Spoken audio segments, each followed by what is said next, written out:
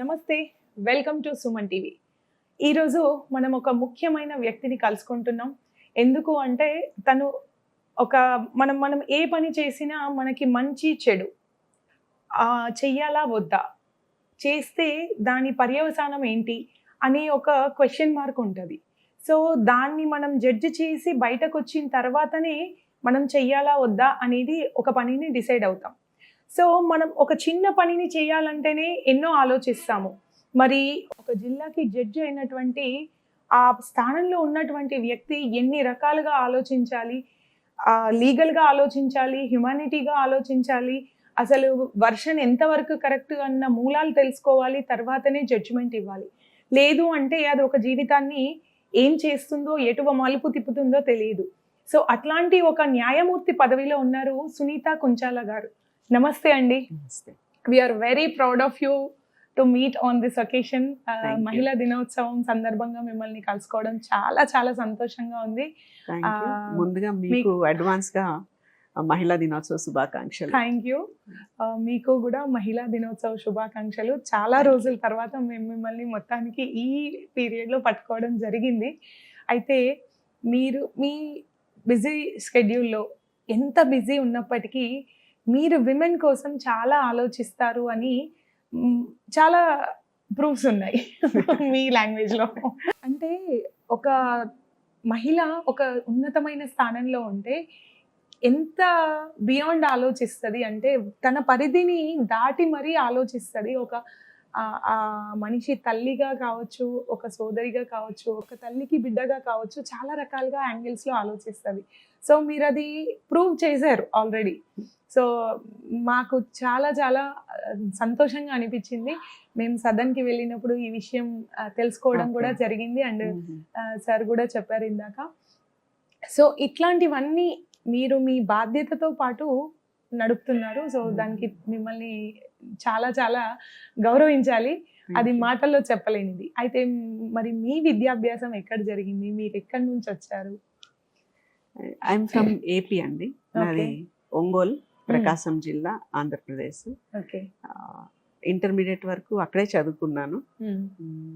Intermediate తర్వాత నాకు marriage అయిపోయింది. I got married in 1989. Okay.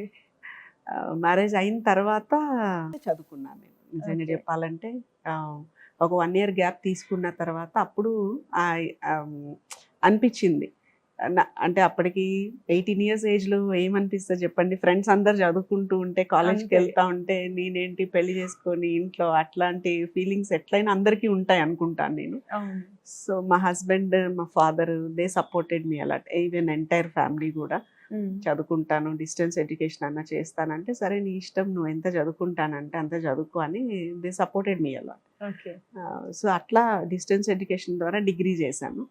ఆ తర్వాత డిగ్రీ అయిపోయిన తర్వాత నాకు ఎంఏ ఇంగ్లీష్ చేయాలని ఉండేది. ఎందుకంటే మా ఫాదర్ స్కూల్ ప్రిన్సిపల్గా చేశారు.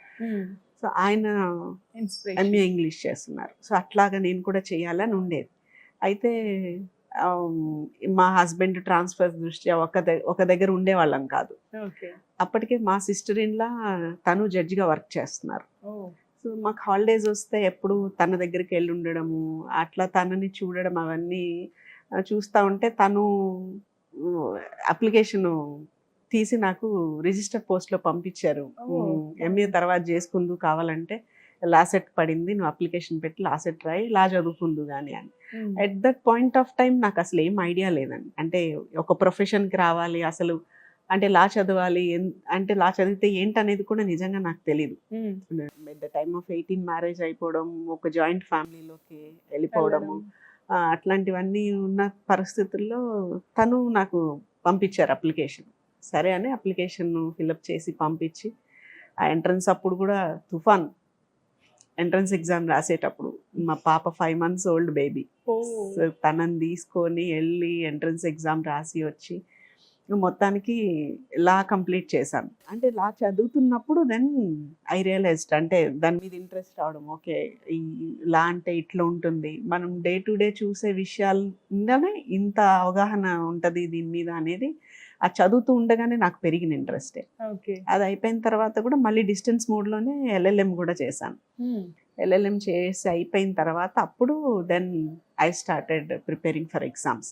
అప్పటికి నాకు కొంచెం ఐడియా వచ్చింది. అవగాహన ఓకే, వచ్చేసింది. నేను కూడా ఎందుకు జడ్జి కాకూడదు అంటే ప్రతిసారి ఆ హాలిడేస్కి వెళ్ళినప్పుడంతా మా సిస్టర్లతో పాటు కోర్టుకి వెళ్ళడం, అక్కడ కూర్చొని చూడడం, ఇట్లాంటివన్నీ చూసిన తర్వాత ఎట్లయినా కొంచెం అనిపిస్తుంది కదా, ఓకే మనం ఈ పొజిషన్లో ఉంటే we can do lot for society, ఏదో ఒకటి మనకి తోచింది చెయ్యొచ్చు అని. బై గాడ్స్ గ్రేస్ నేను ఉద్యోగం చేస్తేనే కుటుంబం గడిచే పరిస్థితి అయితే లేదు కాబట్టి నిజంగా చెప్పాలంటే ఒక 2 ఆప్షన్సే తీసుకున్నాను నేను. ఓకే. అయితే MA జడ్జిగా English. బెంచ్ మీద ఉండాలి, Yeah. లేకపోతే ఒక హౌస్ వైఫ్గా ఇంట్లోనే ఉంటాను. నేను ఇంకా ప్రాక్టీస్కి Okay. వెళ్ళడము లేకపోతే ఇంకొక ఉద్యోగం తీసుకోవడము అట్లాంటిది ఏం వద్దు నాకు. ఎప్పటికైనా సరే అయితే జడ్జి అవ్వాలనేదే ఆప్షన్. స్ట్రాంగ్ గా పెట్టుకున్నారు. సో అది పెట్టుకొని ఇంకా 2003 నుంచి నోటిఫికేషన్స్కి అప్పీర్ అవ్వడం మొదలు పెట్టాను.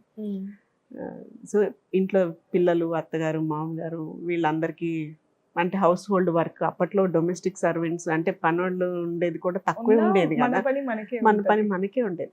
సో ఇవన్నీ చేసుకొని అంతా అయిపోయిన తర్వాత పిల్లలు కూడా పడుకోబెట్టి రాత్రి 10 గంటల నుంచి చదువుకోవడం మొదలు Oh పెట్టేదాన్ని. my God. అట్లా ఎవ్రీ అంటే ప్రతి నోటిఫికేషన్కి ఇంటర్వ్యూకి వెళ్ళేదాన్ని ఒక హాఫ్ మార్క్లో I use to miss the job. అయ్యయ్యో. ఎవ్రీ టైం అలాగే అయ్యేది, half Okay. Mark to 1 mark అంతే, ఎక్కువ మార్జిన్ కూడా లేదు. అట్లా ప్రతిసారి కానీ ఎప్పుడు రాశాను. డిసప్పాయింట్ అవ్వలేదా మరి అట్లా ఆ, అంత తక్కువగా పోతే? అదే ఆ పాయింట్కి వస్తున్నాను. Yeah. I never got disappointed. అంటే ఫస్ట్ ఇనీషియల్గా ఫస్ట్ టైం ఫెయిల్యూర్ వచ్చినప్పుడు ఐ థాట్ ఇంకా రాయొద్దు ఎగ్జామ్స్ ఏమి అని ఫస్ట్ టైం అనిపించింది. ఓకే. బట్ నెమ్మదిగా ఐ రియలైజ్డ్ ఓకే నేను బాగా రాశాను అనుకున్నాను, బట్ వాళ్ళ ఎక్స్పెక్టేషన్స్కి తగ్గట్టుగా రాశానో లేదో అవ్వలేదు. తెలియదు కదా. సో అంటే నేనే ఇంకొంచెం ఇంప్రూవ్ చేసుకోవాలని ఇంకా అట్లా ప్రతి ఎగ్జామ్కి నన్ను నేను ఇంప్రూవ్ చేసుకోవడము, ఇంటర్వ్యూస్ అటెండ్ అయినప్పుడు కూడా ఇంకా ఎక్కువగా ప్రిపేర్ అయ్యి ఎక్కువగా ఆన్సర్ చేయగలగడము, ఇట్లాంటి వాటన్నిటి మీద ఫోకస్ చేసుకొని నెమ్మదిగా చేస్తే ఒక 10 ఏళ్ళు కష్టపడ్డాను. సో 2012 మార్చ్లో జూనియర్ సివిల్ జడ్జిగా సెలెక్ట్ అయ్యాను ముందు. ఓకే. సో అంటే మా దగ్గర స్టార్టింగ్ లెవెల్ పోస్ట్ అనమాట, అదే. మ్యాజిస్ట్రేట్స్ ఉన్నారు కదా వాళ్ళు. సో మ్యాజిస్ట్రేట్ నుంచి నేనున్న ఈ పొజిషన్కి రావాలి అంటే త్రూ ప్రమోట్స్ 20 years పడుతుందండి. ఓకే. అప్పట్లో 20 years పట్టేది. సో అదే సంవత్సరం డిసెంబర్లో మళ్ళీ డైరెక్ట్ డిస్ట్రిక్ట్ జడ్జిగా కూడా సెలెక్షన్ వచ్చేసింది. సో ఒక 20 years లీప్ అంటే ఒక 10 years నా 10 కష్టం పక్కన పెట్టినా ఒక 10 years లీప్ తీసుకున్నట్టు.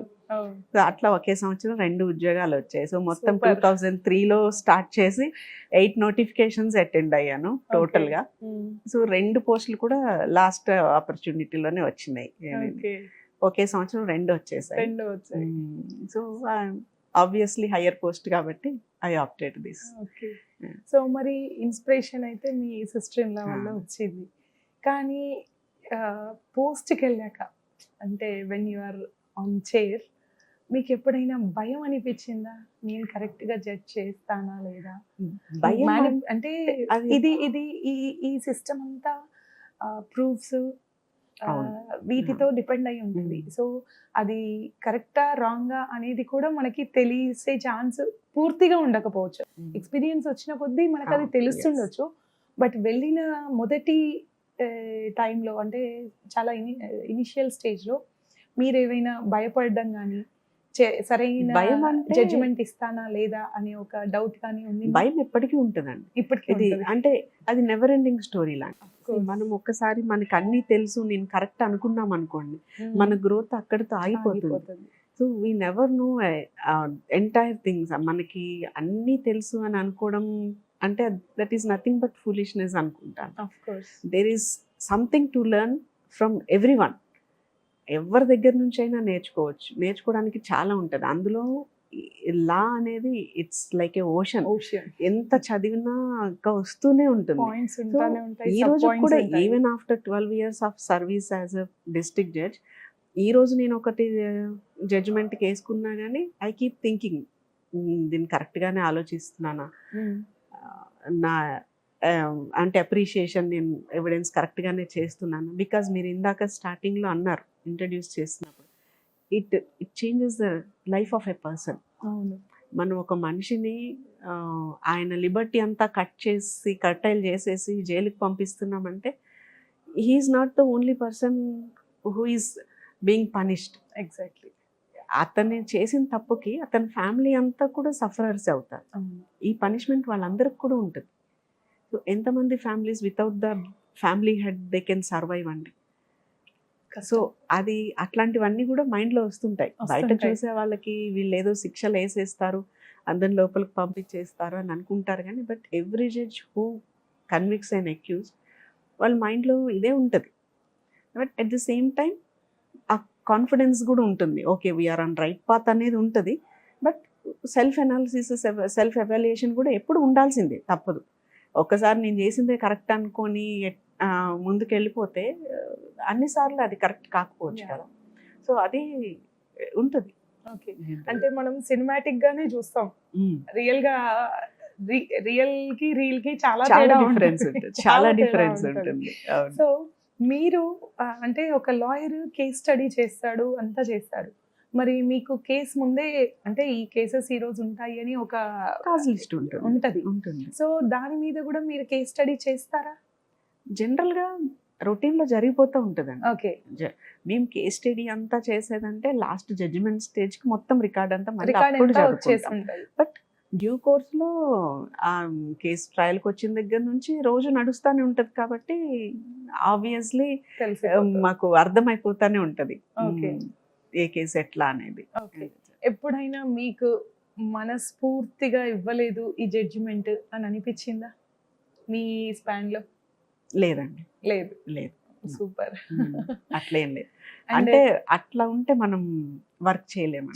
అంటే అంటే చేసిన తర్వాత ఎప్పుడైనా అది కరెక్ట్ కాలేదేమో, ఆ విషయంలో జరగలేదేమో అంటే మీకు రైటా రాంగా అనేది తెలిసినా you have to go through the evidences. అవును.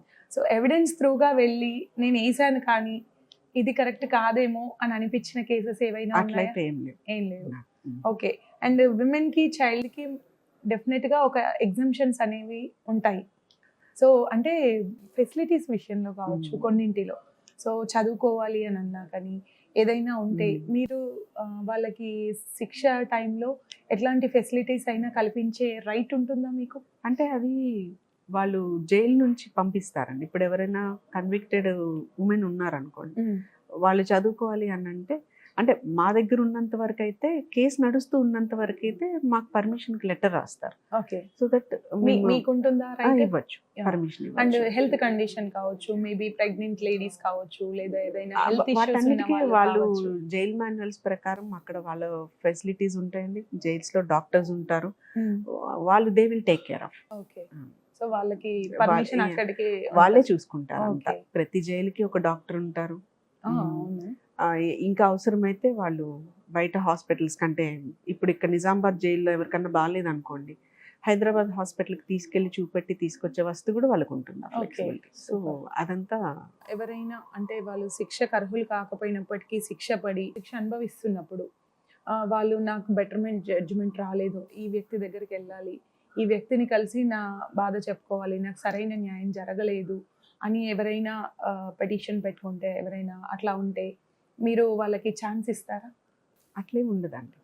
ఏదైనా ఒకసారి జడ్జిమెంట్ అయిపోయిన తర్వాత ఇంకా వాళ్ళకు ఉండే ఒకే ఒక్క ఆప్షన్ ఏంటంటే పై కోర్టుకి అప్పీల్కి వెళ్ళడమే. అంతే. వాళ్ళు ఇప్పుడు ఏం చెప్పుకోవాలనుకున్నా అప్పుడు పై కోర్టులో చెప్పుకోవచ్చు. అప్పీల్కి వెళ్ళడం ఒక్కతే వాళ్ళకి. అప్పీల్కి వెళ్ళే ఈ ప్రాసెస్లో అడ్వకేట్ని పెట్టుకోలేని పరిస్థితి ఉందనుకోండి, సో అప్పుడు లీగల్ ఎయిడ్ కౌన్సిల్ ఇస్తాం ఫ్రీగా. మన లీగల్ సర్వీసెస్ అథారిటీ ఉంది కదా, అక్కడికి ఒక లెటర్ పెట్టేస్తే ఫ్రీగా అడ్వకేట్ని అరేంజ్ చేస్తాం. హైకోర్టులో కూడా వీళ్ళు అప్పీల్ వాదించడానికి. ఇప్పుడైతే వాళ్ళ పెట్టాల్సిన అవసరం కూడా లేదండి. Legal aid councils already appointed ఉంటారు కాబట్టి వీళ్ళు ఎవ్రీ సాటర్డే జైలు విజిట్ చేస్తారు.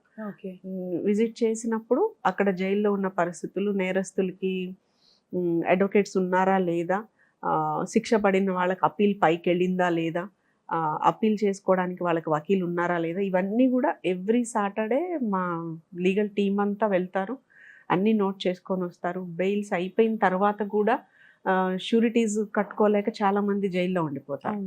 అట్లాంటి వాళ్ళ డీటెయిల్స్ అన్నీ కూడా తీసుకొని వాళ్ళకి బెయిల్ షూరిటీ అమౌంట్ తగ్గించడం అనేది ఒక ఆప్షన్. అట్లా షూరిటీ అమౌంట్ తగ్గించినా కానీ చాలా మందికి ఫ్యామిలీ మెంబర్స్ వెలేసేస్తారు, అంటే they won't come to furnish the surety. అట్లాంటి వాళ్ళకి ఏంటంటే వాళ్ళు ఈ జైల్లో ఉన్నన్ని రోజులు పనిచేస్తే వచ్చే డబ్బులు ఉంటాయి కదా, ఆ డబ్బుల్నే మేము షూరిటీస్గా తీసుకొని చేస్తాము. ఇంకా పెద్ద కేసులు అవి అలా అయితే ఇప్పుడు సుప్రీంకోర్టు ఆదేశాల ప్రకారము అలాంటి వాళ్ళ డీటెయిల్స్ అన్నీ తీసుకొని స్టేట్ గవర్నమెంట్కి పంపిస్తాం. అంటే మనం జిల్లా కలెక్టర్ గారికి పంపిస్తాం. ఓకే. పంపించి వాళ్ళు వెరిఫై చేస్తారు ఇతనికి నిజంగానే షూరిటీ పెట్టే వాళ్ళ స్తోమత లేదు, ఫ్యామిలీ మెంబర్స్ ఎవరు లేరా, ఉన్నా కానీ వాళ్ళకి అంత డబ్బులు పెట్టే పరిస్థితి లేదు అని వాళ్ళు ఎంక్వైరీ కండక్ట్ చేసుకుని అంతా నిజమని తెలిస్తే స్టేట్ గవర్నమెంట్ ఆ షూరిటీ అమౌంట్ కడుతుంది ఇప్పుడు. సో దట్ ఈ జైల్లో ఉన్న అతను బెయిల్ మీద రిలీజ్ అవుతాడు అన్నమాట. సో అట్లా వాళ్ళకి చాలా ఫెసిలిటీస్ కల్పిస్తున్నారు. ఓకే. సో ఎవరైనా స్కిల్స్ ఉన్న ఆడవాళ్ళు కావచ్చు, మగవాళ్ళు కావచ్చు, స్కిల్స్ ఉండి వాళ్ళు ఏదైనా ప్రోడక్ట్ యోగా మేము తయారు చేస్తాము, మాకు ఈ స్కిల్ ఉంది అని అంటే వాళ్ళకి ఎట్లాంటి ఏవైనా ఆల్మోస్ట్ జైల్స్ అన్ని కూడా ఈ బుక్స్ తయారు చేయడం, స్టేషనరీ వాళ్ళే తయారు చేస్తారండి. స్టేషనరీ యూనిట్స్ ఉన్నాయి మనకి, ఐరన్ ర్యాక్స్, షెల్ఫ్స్ అలాంటి తయారు చేసే యూనిట్స్ ఉన్నాయి. ఇప్పుడు మనకి నిజామాబాద్ లో కొత్తగా క్లోదింగ్ యూనిట్ కూడా పెట్టారు. సో ఇట్లాంటి వాళ్ళు ఎవరన్నా ఉంటే అందులో చేస్తారు. పెద్ద మనకి నర్సరీ కూడా ఉంది నిజామాబాద్ జైల్లో. సో గార్డెనింగ్ ఇంట్రెస్ట్ ఉన్న వాళ్ళు నర్సరీలో పార్టిసిపేట్ చేయొచ్చు. ఇట్లా వర్క్ నేర్చుకోవాలనుకునే వాళ్ళ ఇంటికి పంపిస్తారా? ఇంటికి పంపిస్తారు. వీళ్ళకి అకౌంట్స్ ఉంటాయి. సో అకౌంట్స్ లో వేసేస్తారు. అప్పుడప్పుడు ములాఖాత్కి వస్తుంటారు కదా వీళ్ళ ఫ్యామిలీ మెంబర్స్ కలవడానికి వచ్చినప్పుడు, అట్లాంటప్పుడు వాళ్ళు ఇచ్చుకుంటారు. అట్లాంటివన్నీ జైల్స్ లో ఆల్మోస్ట్ చాలా జైల్స్ లో ఏవో ఒకటి సెల్ఫ్ స్కిల్స్ లాంటివి నేర్పిస్తారు. ఎడ్యుకేషన్ ఉంటుంది, చదువుకోవడం ఉంటుంది. చదువుకొని బయటకు వచ్చేటప్పటికే ఏదో ఒక డిగ్రీతో బయటకు వచ్చే నేరస్తులు ఉన్నారు. అంటే అక్కడ నుంచి అంటే మెయిన్లీ రిఫార్మేషన్ మీద చాలా ఫోకస్ చేస్తామండి.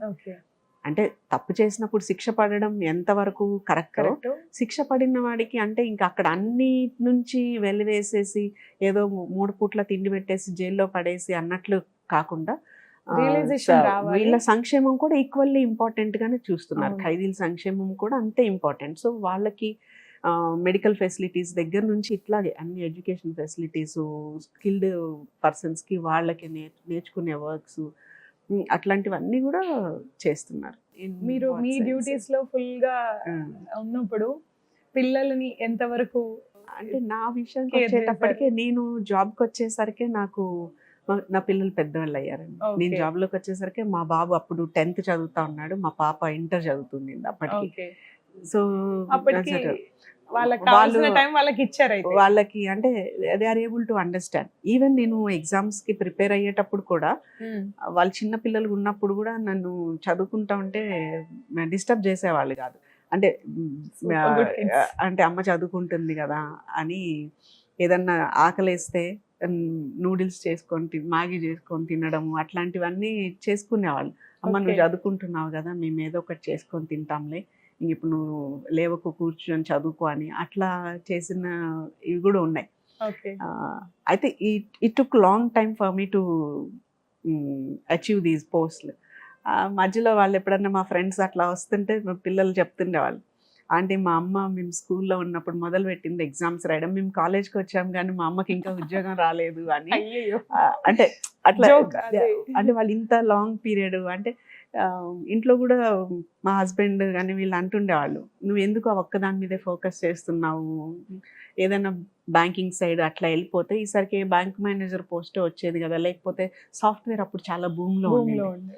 సో నువ్వు ఏదన్నా కంప్యూటర్ కోర్స్ చేసి సాఫ్ట్వేర్ సైడ్ వెళ్ళిపోయింటే ఈసారికి నెలకు 1 లక్ష రూపాయల జీతంతో నువ్వు మంచిగా సెటిల్ అయిపోయిండేదని, ఎందుకు ఇదే పట్టుకొని అని అప్పుడప్పుడు అడుగుతుండాను. అదే చెప్పేదాన్ని, నువ్వు ఎట్లా ఉద్యోగం చేస్తున్నావు, నాకు నేను సంపాదిస్తేనే అనేది కాదు కదా. So this is my passion, it's my Dzire. ఒక బెంచ్ మీద ఉండాలి, ఒక జ్యుడిషియల్ ఆఫీసర్గా ఉండాలి, ఎంతో ప్యాషనేట్ గా ఉన్నారు కాబట్టి నాకు ఇది ఒక్కటే ఆప్షన్. కాబట్టి అయితే ఎప్పటికైనా సరే జడ్జిని అవుతా. ఇంకా అయిపోయింది, నువ్వు ఏజ్ బార్ అయిపోయావు, నోటిఫికేషన్స్ కూడా లేవు, ఇంకా నీకు పెట్టుకునే ఛాన్స్ లేదన్నప్పుడు ఖాళీగా ఇంట్లో కూర్చుంటా కామ్గా. అంతవరకు అయితే లెట్ మీ ట్రై అని చెప్పేసి ఇక ట్రై అంటారు కదా, అంతే అంతే. అండి. బట్ ఇప్పుడు మనం మీరు అడిగారు ఇందాక ఎప్పుడు డిసప్పాయింట్ అవ్వలేదని, బట్ నెవర్ అండి. అసలు ఎప్పుడు కూడా డిసప్పాయింట్మెంట్కి నేను అసలు ప్లేస్ ఇవ్వలేదు. ఇవ్వలేదు because కాబట్టి ఈ ప్లేస్ వన్స్ అదే అంటాను, అది ఇప్పుడు నేను ఎక్కడికన్నా స్కూల్స్ కాలేజెస్కి ప్రోగ్రామ్స్కి వెళ్తే లీగల్ అవేర్నెస్ క్యాంప్స్ అవి చేస్తే కూడా నేను పిల్లలందరికీ అదే చెప్తాను, don't get upset for 1 or 2 failures, don't get disappointed, అంతే. Keep trying. మీకు ఒక గోల్, ఒక డిటర్మినేషన్ ఉంటే మీరు ట్రై చేస్తే ఖచ్చితంగా అది సెక్యూర్ చేసుకోగలుగుతారు. Maybe Okay. ఫస్ట్ టైం కావచ్చు, సెకండ్ టైం కాకపోవచ్చు, థర్డ్ టైం కావచ్చు, but 4th or 5th time అని వస్తుంది. ఇప్పుడు మనము సివిల్ సర్వెంట్స్ని చూస్తామండి, ఐఏఎస్ అవును. ఐపీఎస్ వాళ్ళు. అవును. మేబీ ఫస్ట్ టైం సెక్యూర్ చేసుకున్న వాళ్ళు ఉండొచ్చు, ఉంటారు. కానీ మోస్ట్ ఆఫ్ ద పర్సన్స్ వాళ్ళు ఎవరినన్నా కదిలించండి, అందరూ నేను Number of 4ోసారి, times 5ోసారి, అవును. 6ోసారి అట్లా చెప్తా ఉంటారు. చెప్తారు. వేరే ఉద్యోగం Even though- చేసుకుంటూ, ఈవెన్ దో వాళ్ళు ఉద్యోగాలు చేసుకుంటూ అదే స్టిల్ ట్రై అంటున్నాను, ఉద్యోగం చేస్తారు. చేసుకుంటూ they are not satisfied with the position with what they have. Yes. కానీ అంటే వాళ్ళ గోల్ ఏంటి, ఎప్పటికైనా సివిల్ సర్వెంట్ కావాలి, ఒక అంతే. ఐపీఎస్ ఆఫీసర్ కావాలి, ఒక ఐఏఎస్ ఆఫీసర్ కావాలి, లేకపోతే ఒక ఐఎఫ్ఎస్ కావాలి అనే ఆ మైండ్లో అది ఉండిపోయిన తర్వాత ఇంకెక్కడ సాటిస్ఫాక్షన్ ఉండదు. ఉండదు. సో అదే వాళ్ళని అక్కడి వరకు పుష్ చేస్తుంది. Definitely. లేకపోతే మంచి జీతాలు, మంచి ఉద్యోగాలు ఉన్న తర్వాత ఇంకా మళ్ళీ కష్టపడి ఏం చదువుతాము, ఇంక ఇన్నిసార్లు ఏం రాస్తాము, ఓకే అని అనుకొని ఉండిపోవచ్చు. అంటే హ్యూమన్ మెంటాలిటీయే స్ట్రగ్లింగ్, అచీవింగ్, ఈ రెండే కదా. అవును. సో అవి లేకపోతే సో ఈవెన్ యానిమల్స్ అయినా వాటికి ఒక అంతే. గోల్ అంటే ఉంటుంది, నేను అందుకే అవి reach పిల్లలకు కూడా అవుతాయి. నేను ఒకటే చెప్తుంటాను, don't go for many option, too many options.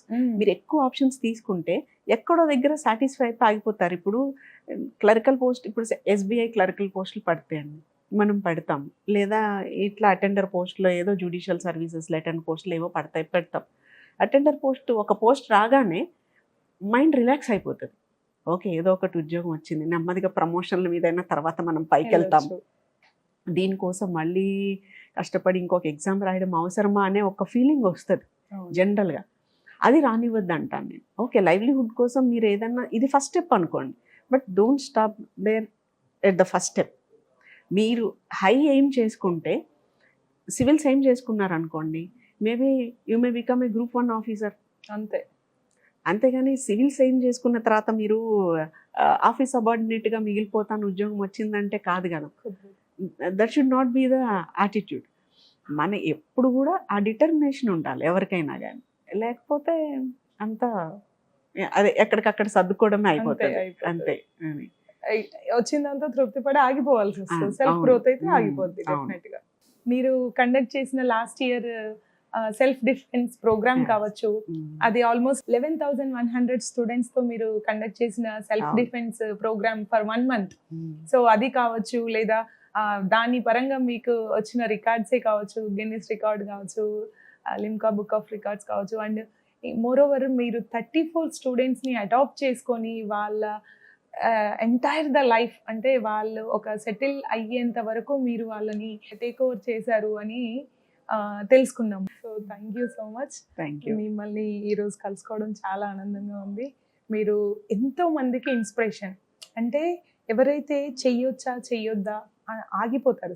Facility లేని ఇంత ఫెసిలిటీ లేని ఆన్లైన్ సర్వీసెస్ కావచ్చు, నెంబర్ ఆఫ్ బుక్స్ కావచ్చు, ఏదైనా ఇన్ఫర్మేషన్ అంటే ఇప్పుడు క్షణాల్లో గ్యాదర్ అయిపోతుంది.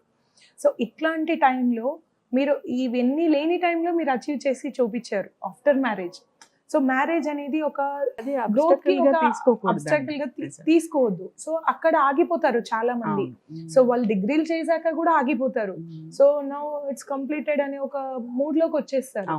బట్ మీ జర్నీ చూస్తే, so you started the journey after marriage. So నిజంగా ఇట్స్ వెరీ ఇన్స్పైరబుల్.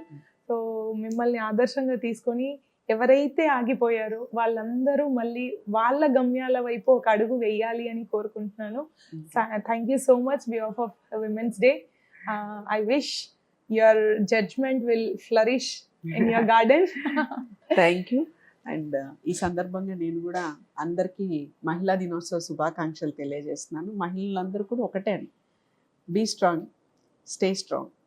అంతే. అంటే ఎట్లాంటి ప్రతికూల పరిస్థితులు ఉన్నా కానీ మనం స్ట్రాంగ్గా ఉంటే ఖచ్చితంగా we can make our way. Yes. ఖచ్చితంగా మనం సాధించగలుగుతాం. అది చిన్న చిన్నవో పెద్ద పెద్దవో వస్తానే ఉంటాయి కష్టాలు. లైఫ్లో అంతే. అన్నీ పార్ట్ అండ్ పార్సలే. సో ఒక్కదాన్నే పట్టుకొని ఈ కష్టం వచ్చింది అని అయితే ఆగిపోకూడదు. ముందుకు వెళ్తూ ఉంటే ఖచ్చితంగా దారి అనేది ఏర్పడుతూనే ఉంటుంది. సో మహిళలందరూ కూడా అట్లాగే ముందడుగు వేయాలని కోరుకుంటూ అందరికీ మరొకసారి మహిళా దినోత్సవ శుభాకాంక్షలు. అట్లాగే మహిళలకే కాదు, ఈ రోజున మహిళలు అంటే వర్కింగ్ ఉమెన్ కానివ్వండి, హౌస్ వైఫ్స్ కానివ్వండి, ఎవరైనా సరే వాళ్ళు సక్సెస్ఫుల్గా వాళ్ళ వర్క్ వాళ్ళు చేస్తున్నారు అని అంటే ఆ వెనుకున్న పురుషులు కూడా మనం విష్ అభినందించాలి. చేయాలి. సో ఈ సందర్భంగా అట్లా మహిళల్ని వెనకుండి ముందుకు నడిపిస్తున్న పురుషులందరికీ కూడా నా తరపున శుభాకాంక్షలు తెలుపుతున్నానండి. Thank you.